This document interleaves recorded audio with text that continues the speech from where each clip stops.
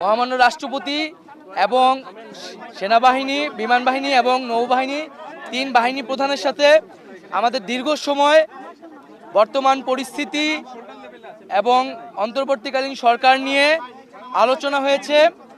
আমাদের একটি ফলপ্রসূ আলোচনা হয়েছে এবং ছাত্র নাগরিক অভ্যুত্থানকারীদের পক্ষ থেকে যেই সরকার প্রস্তাব করা হবে সেই প্রস্তাবিত সরকারই চূড়ান্ত অন্তর্বর্তীকালীন সরকার হবে, সেই নিশ্চয়তা আমরা আজকে বঙ্গভবন থেকে পেয়েছি।